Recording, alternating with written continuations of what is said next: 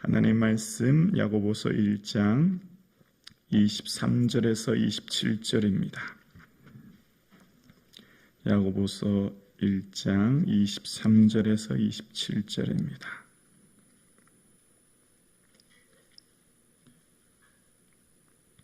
함께 합독하시겠습니다. 누구든지 말씀을 듣고 행하지 아니하면 그는 거울로 자기의 생긴 얼굴을 보는 사람과 같아서 제 자신을 보고 가서 그 모습이 어떠했는지를 곧 잊어버리거니와 자유롭게 하는 온전한 율법을 들여다보고 있는 자는 듣고 잊어버리는 자가 아니요 실천하는 자니 이 사람은 그 행하는 일에 복을 받으리라. 누구든지 스스로 경건하다 생각하며 자기 혀를 제갈 물리지 아니하고 자기의 마음을 속이면 이 사람의 경것은 헛것이라.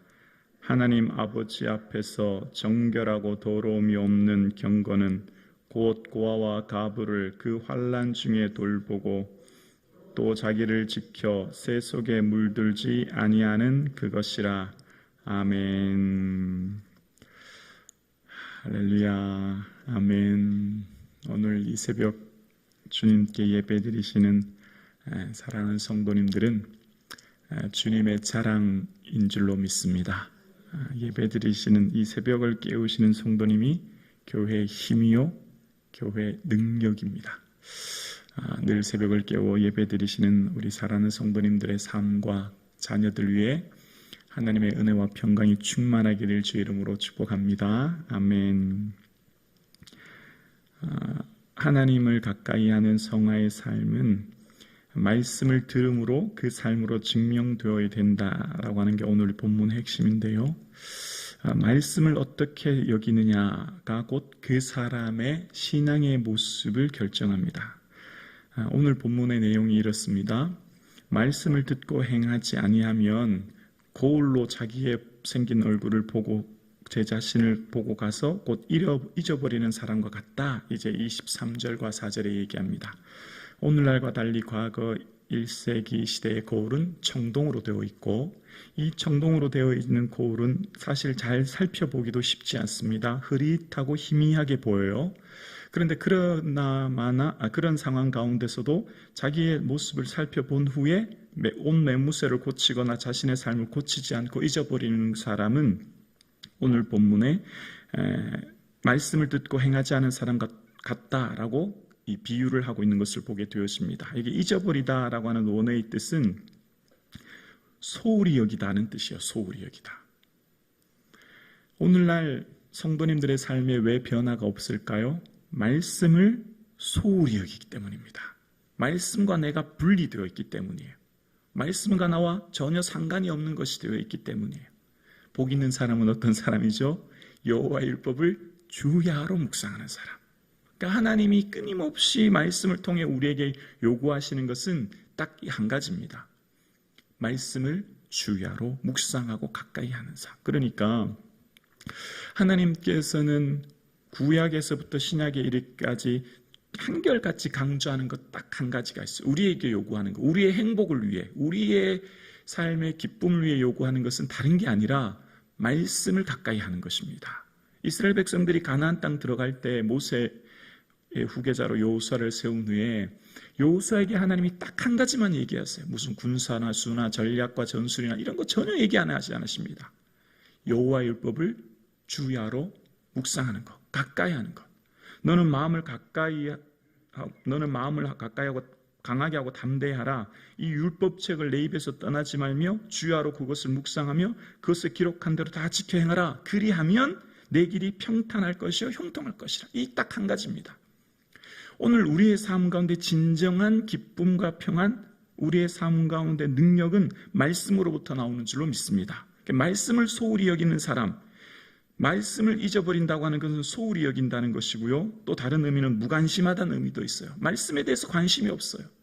하나님에 대해서 관심이 없는 거죠. 하나님 나라에 대해서 관심이 없는 거죠. 그러니까 주님을 사모하는 삶, 이 땅에서 우리의 삶 가운데 주님이 요구하시는 것은 말씀을 사모하고 말씀을 소중히 여기고 말씀과 가까이 하는 삶을 우리에게 요구하시는 것이죠. 그래서 우리의 삶 가운데 진정 말씀을 듣고 잊어버리는 자가 아니라 행하는 자의 삶을 살아야 된다라고 하면서 우리에게 이야기하기를 25절에 자유롭게 하는 온전한 율법을 이라고 이야기하면서 본문을 시작합니다. 율법은 우리가 생각하기에 좀 짐이 되고 얽매이고 우리에게 부담스러운 것으로 좀 이해가 되지 않습니까? 자, 그런데 예를 한번 들어볼까요?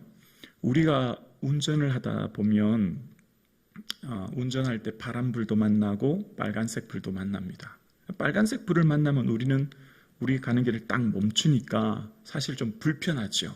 신호등이 왜 있나, 내 가는 길을 멈춰 세우고 이런 생각이 듭니다. 근데 신호등이 있어야 어떻게 될까요? 더 안전하고 더 빠르게 갈 수 있는 거예요. 신호등은 결코 우리를 멈춰 세우는 데 목적이 있는 게 아니라 안전하고 빠르게 갈 수 있도록 도와주는 게 신호등인 거죠. 율법은 하나님께서 우상을 섬기지 말라라고 한 것은, 하나님만 섬기라고 하는 것은 우상에 지배되지 않도록 우리의 삶을 자유하기 위해 주신 거죠. 그러니까 하나님 주신 이 십계명의 율법은 우리의 삶 가운데 진정한 자유를 주시기 위한 말씀인 거예요. 그러니까 이 율법을 잘 지킨다고 하는 것은 율법을 통해서 우리를 자유하게 하기 위해서 주신 것이죠. 근데 이 율법을, 오늘 이 야고보에서 쓰이는 율법이라는 단어의 그 원래적인 의미는 어떻게 살아야 될지에 대해 이야기하는 거예요. 삶의 구체적인 내용을 얘기할 때 율법을 이야기하는 것입니다. 구원받은 성도로서의 마땅한 삶의 모습을 이야기할 때 율법이란 단어를 써요. 그러면서 율법을 자유하게 하는 온전한 율법은 잊어버리는 자가 아니라 실천하는 자가 어떤 자라고요? 행하는 일에 복을 받는데요.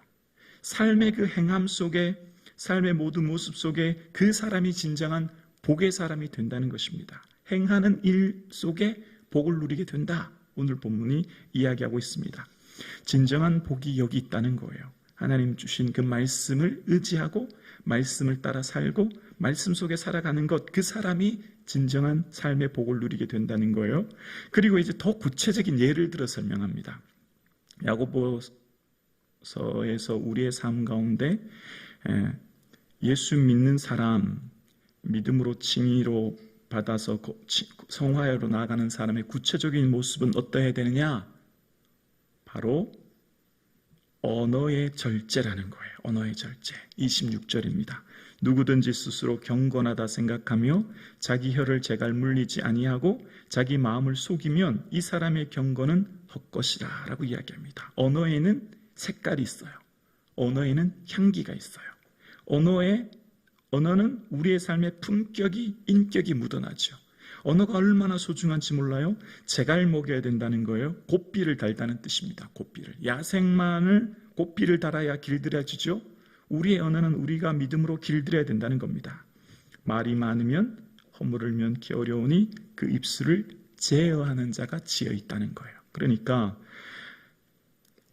그 사람의 믿음의 삶의 모습은 곧 구체적으로 그 사람의 언어에서 다 드러난다는 겁니다. 아무리 그 사람이 믿음이 있고 오랜 시간 신앙생활하고 금식하고 절하해도 그 사람의 언어 속에서 사람을 살리는 언어, 위로의 언어, 소망의 언어가 풍성한 삶을 묻어나는지, 언어 속에서 사람을 아프게 하고 고통스럽게 하고 찌르게 하는 언어가 나타나는지를 보면 그 사람의 실제적인 믿음이 나타난다는 겁니다.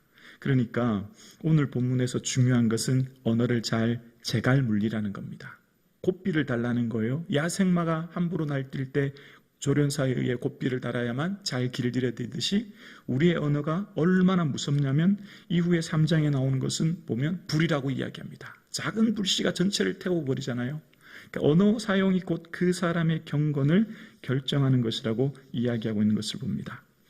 오늘 함께 예배드리시는 사랑하는 성도님, 이 하루 저와 여러분의 언어를 통해서 여러분의 주위에 있는 이웃들이 위로를 얻고 새 힘을 얻는 은혜가 있기를 주의 이름으로 축원합니다. 우리를 가장 힘들게 하는 사람이 누굴까요? 가장 가까이 있는 사람이에요. 가장 가까이 있는 사람이 나를 가장 힘들게 합니다. 그 언어 때문에 우리가 힘들어요. 그 언어 때문에 우리가 너무나 고통스럽지요. 그래서 우리의 오늘 언어를 통하여서 내 가까이 있는 가족, 또 함께 신앙생활하는 성도님, 또 내가 직장생활하는 주변의 사람들에게 그리스도의 선한 향기가 나타날 수 있기를 주의 이름으로 축원합니다. 그리고 참된 믿음의 삶의 경건은 언어뿐만 아니라 재물의 사용과 마음의 사용이라는 건데요. 27절에 보면 하나님 앞에서 정결하고 더러움이 없는 경건은 곧 고아와 과부를 그 환난 중에 돌보고, 첫 번째는 재물의 사용을 보면 그 사람의 경건이 어떤지를 알 수 있다는 겁니다. 아무리 그 사람이 하나님 앞에 의롭다, 경건하다, 또 그 사람의 삶의 신앙이 오래되었다, 또 그 사람의 신앙이 이야기하는 이렇다라고 얘기할 때 중요한 것은 재물을 보면 알 수 있어요. 출납부, 재물 사용서.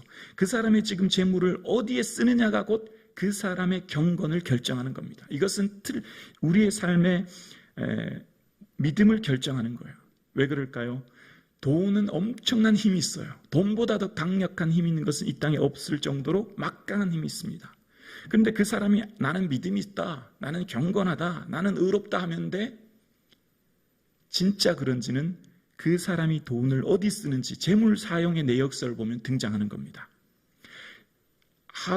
한 달 수입 중에 어디에 내 지출이 많은지, 어떻게 지출을 하고 있는지를 보면 그 사람의 경건은 증명되는 겁니다. 이것은 하나님이 우리에게 말씀하시는 거예요. 그만큼 재물에는 막강한 힘이 있는데 진정한 경건은 환난 중에 있는 사람을 돌보는 것, 나보다 연약한 사람, 소외된 사람, 법적인 권리를 지키지 못하는 사람을 돌보는 것. 여기 돌보다라는 뜻은요, 찾아가서 방문하다는 뜻이에요. 찾아가서 방문하다.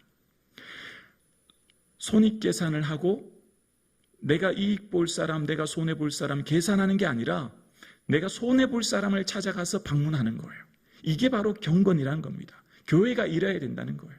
교회는 어떤 곳이 되어야 된다고, 또 성도의 삶이 어떤 삶이 되어야 된다고 하는 것을 오늘 본문에서 구체적으로 얘기하십니다. 너의 받은 출납 내역서에 내 믿음이 증명되어진다는 겁니다. 내 사용하는 물질에, 재정 사용에 내 믿음이 드러난다는 거예요. 그래서 그 재정 사용이 어떻게 된다고요? 소외된 이웃과 연약한 이웃을 돌보는 것, 그게 정말 진정된 경건이요, 주님 기뻐하는 것이라고 이야기합니다. 이것은 구약에서도 끊임없이 얘기하는 하나님의 공의입니다. 구약에서부터 신약에 흐르는 중요한 줄기 하나가 여기에 담겨져 있어요. 하나님의 공의는, 진정한 거룩은, 하나님 앞에서의 삶은 연약한 자, 소외된 자, 법적인 권리를 가지지 못하는 아파하는 자를 품고 고아와 과부를 향해 책임지는 것, 그게 교회가 할 일이요, 그게 성도가 할 일임을 끊임없이 이야기하는 것입니다. 오늘 그래서 성북중앙교회는 성북중앙교회가 속한 성북동이, 또 성북구에 가난한 자를 품고 소외된 이웃을 품고 그들을 향한 그리스도의 선한 영향력을 나타내는 교회 될 수 있기를 주의 이름으로 축원합니다. 이게 진정 교회가 해야 될 일인 것이죠. 그러면서 자기를 지켜 새 속에 물들지 아니하는 것이라는 겁니다. 물들지 않다라고 하는 것은요, 비난할 점이 없다는 것입니다. 예수 믿는 사람이 삶의 모습은 그의 삶을 통해서 빛의 삶을 드러나야 되는 거죠.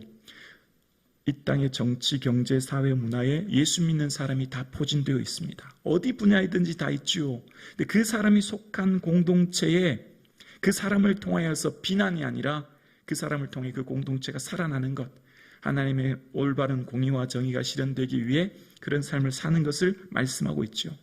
오늘 저와 여러분이 이러한 삶 사실 수 있기를 주님의 이름으로 축원합니다.